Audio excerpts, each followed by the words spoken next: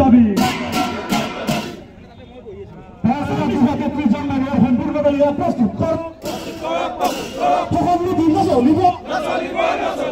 কেইজন নামত ভগৱানে নচল বন্ধ কৰক বন্ধ কৰক বন্ধ কৰক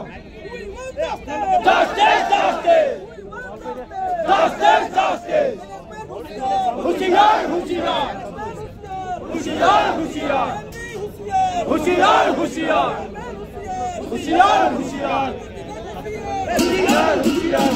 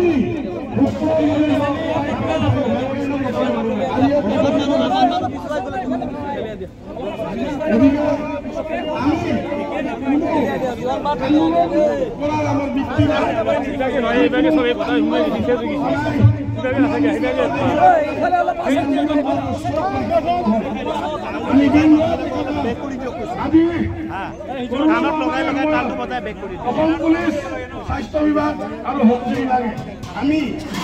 এসেঞ্চিয়েল পাছ লৈ যেনেকৈ আমাৰ অসম পুলিচে এটা ডাঙৰ ভূমিকা কৰিছিল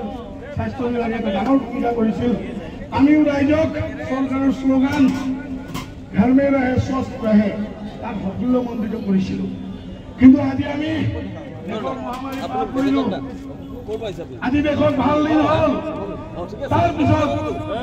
3 কোটি টকা ৰাজহ বেনিফিট হ'ল খোৱা হ'ল আমাক ক'লে শক্তি আছিল শক্তিমন্ত্ৰী বহুত বছৰ এবিধ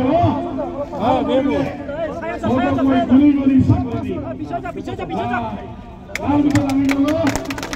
মাননীয় মুখ্যমন্ত্ৰী মহোদয়ৰ ওচৰত মাননীয় মুখ্যমন্ত্ৰী মহোদয় যে বস্তুখিনি চিটুৱেশ্যন অলপ বেয়া বাৰু সিহঁতক লৈ এটা বেলেগ চিন্তা কৰিব পাৰি তহঁতক কেনেকৈ কৰিম মই কৰি আছোঁ ধৈৰ্য ধৰ মই কেতিয়া উপসভাপতি আমি আহিলোঁ আজিও বিশ্বাসী মই আমি মাননীয় মুখ্যমন্ত্ৰীৰ লগত কিন্তু আমি বিভাগৰ লগত অতি অনুতপ্ত কাৰণ বিভাগে সম্ভৱতঃ আমাক লৈ কাম কৰাখিনি সম্ভৱতঃ চৰকাৰৰ বুলি তথ্য ভালকৈ দিয়া নাই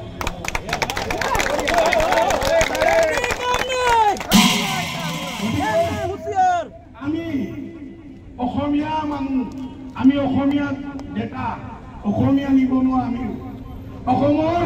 প্ৰত্যেকটা গাঁৱৰ প্ৰত্যেকটা মানুহৰ ঘৰৰ বাৰাণ্ডাৰ পৰা আমি মিটাৰ টিভি বিল লওঁ প্ৰত্যেকজন মানুহৰ ঘৰৰ ছাৰ্ভিচ ঠিক কৰোঁ আমাৰ মানুহে অফিচত পিয়ন চকীদাৰ কাগজ পত্ৰৰ কাম কৰে ক্লিনাৰৰ কাম কৰে তাৰ বিনিময়তকৈ এই 3টা কোম্পানী আপোনাৰ যি এপিডিচিএল এইপিচিএল 3টা কোম্পানীক দি দিবা আমাৰ কৰ্মচাৰীয়ে বিভাগটোৰ 90% স্থায়ী কৰ্মচাৰীৰ আসন খিলাপ কৰি থাকোঁতেও আজি এই বিভাগৰ কোনো কাম হাৰ নাই মানে কি আমাক শোষণ কৰিছে এপিডিচিএল হাই হাই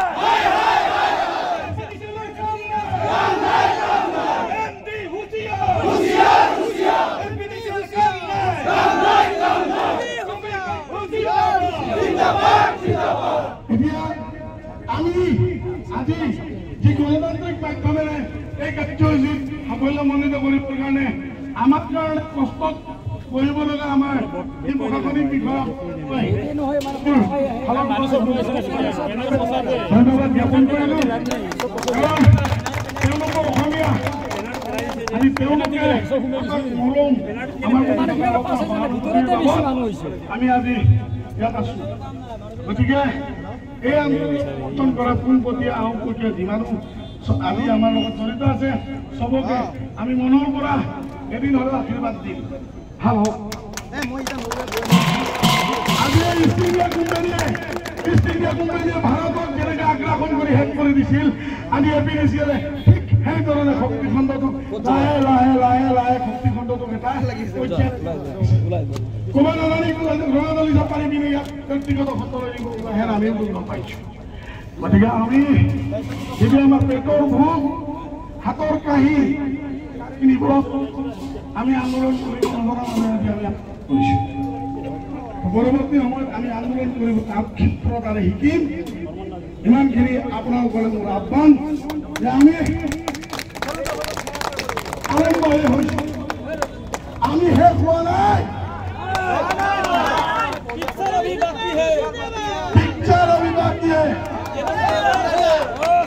এই কাৰ্যসূচীস্থলীৰ পৰা আমি সকীয়াই দিছোঁ প্ৰতিটো বিভাগ আমাৰ যি তিনিটা বিভাগ আৰু লগতে আমাক যদি চৰকাৰে উপলব্ধ দ্বিতীয় পৰ্যায়টো কৰি যায় আজিৰ কাৰ্যসূচীৰ পিছত তেতিয়াহ'লে শক্তিখণ্ড অন্ধকাৰত পুহিব আৰু আমি আত্মদাহৰ নিচিনা এটা সিদ্ধান্তত উপনীত হ'বলৈ মাননীয় মহামান্য আমাৰ প্ৰেচিডেণ্ট অফ ইণ্ডিয়া ৰাষ্ট্ৰপতি মহোদয়লৈ আমি লেটাৰ লিখিছোঁ অলৰেডি লেটাৰ ৰিচিভ হৈছে মাননীয় গভৰ্ণৰ আমি লিখিছোঁ ইয়াৰ পিছতো যদি আমাক ন্যায় প্ৰদান নকৰি পিনে শক্তিখণ্ডত যি ASCB বৰ্ডৰ অধীনৰ পৰা চলি অহা নিয়মত ভৰিৰে মোহাৰি বিভিন্ন আইনৰ হাতত যদি আমাক বঞ্চিত কৰে মৃত্যুৱে শ্ৰেয়